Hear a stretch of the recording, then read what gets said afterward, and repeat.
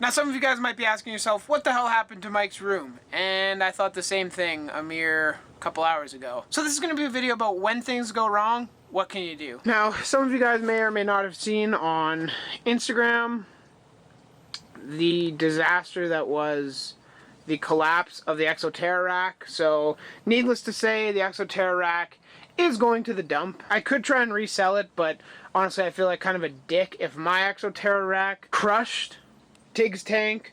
Tig is okay, by the way. I don't feel comfortable selling a rack that isn't meant to hold stuff. I mean, that's kind of why it's there, is to hold things. So, when it fails to do so, it is not a good thing and is not for resale. With that being said, basically what happened was I finished misting the frog tanks. These guys here. I finished misting them. I then proceeded to go, and I was about to hop in the shower when I heard the most terrifying crashing sound I've ever heard in a house. I honestly don't think I've heard anything worse come from something falling. It was absolutely terrifying. To assess the damage, basically the side of the rack gone. Tig's cage, as you can see, will be getting an upgrade. I've already contacted Reptile Edge, and he's gonna send me a new tank here pretty soon. And it'll be out on Monday, so probably get it sometime early next week. You can see it just leveled this tank. And you can see chips of acrylic and just, it was just bad. So, thankfully, Tig is okay. I did set up a little critter keeper for her. Just in the meantime, she is in there. You can't really see her all that well. There she is. Oh, she turned around. She is okay, so that's definitely good. I was honestly worried because, I mean, a couple 100 pounds of tank and rack fell on top of her cage. Thankfully, she wasn't in this plant. She was actually on the ground. Had she been in that plant, she likely would have been crushed. So that is definitely something very, very good, and it would have really, really sucked to lose Tig, especially in that way. Now, the frog tanks, from what I could tell, were relatively intact. I didn't see any leaking. I didn't see any cracked tanks. I didn't see any of this. Now keep in mind, this was right before I went to school. I was about to hop into the shower and leave, and this happened. So I picked everything up, put it on here. I didn't get any lights or anything on them. I did actually manage to clean the tops of the tanks a little bit. You can see that mat of baby tears there is growing ridiculously. Overall, in terms of disasters, it worked out pretty well. Honestly, I think the worst thing that could have happened was basically all of these just smashing and going everywhere.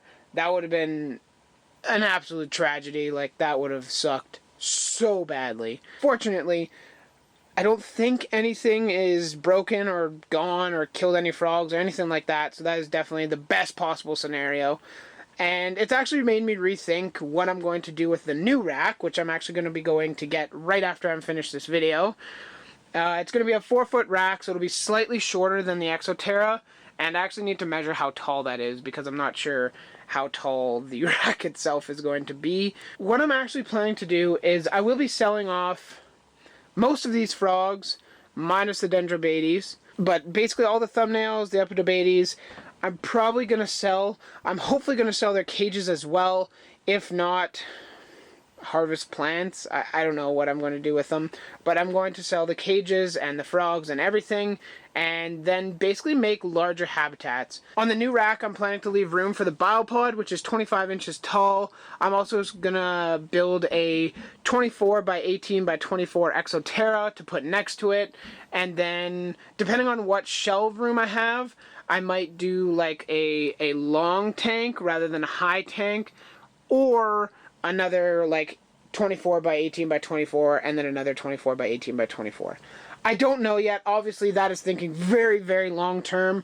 But A, that will limit my space for frogs, and B, it will also give them a nicer habitat and more opportunity to make some killer setups. So that's probably the way I'm going to go. But I guess I should talk about, what do you do when these kind of things happen? Like, when disaster strikes, what can you do? And the answer to that is kind of roll with the punches. You can't overreact, and you also want to do something at the same time. So basically what happened, what I did to kind of mitigate the situation was, okay, first I need to address the problem, which was 300 pounds of tank coming down on Tig's tank. So I immediately took the tanks, put them on my bed, all 4 of the tanks put on my bed, then shut off the lights, then moved the rack and put them all on top of the wood plank, like that wood board. I put them all on top of there so they wouldn't fall back and rock on my bed, so they have more of a stable base. Then I immediately proceeded to find Tig and make sure she was okay. So second step, basically, after you've taken things in, assessed the damage, and started to mitigate the damage, you need to check on your animals. See how they're doing. See what happened, see if they're okay, whether they're hurt, and kind of take it in stride by that. Obviously, if something came down on Sheldon, per se, and, like, crushed his skull, crushed his shell, or hurt a leg or whatever, obviously then I'd be calling up the vet, getting an emergency appointment, and this situation would have been much worse. Thankfully, Sheldon, obviously, nowhere near the rack, so nothing happened there. Tig, I assessed her. She had no damage. No tail was missing. She was basically intact. So from there, I proceeded to take care of the animals first. I set up a little house. I basically took the cork around and the plant and then gave her some food. Base needs, that's all they need to be filled. She might be in here for a week, maybe less than that, but that's really, in the grand scheme of things, not the biggest deal right now. The next step would be cleanup.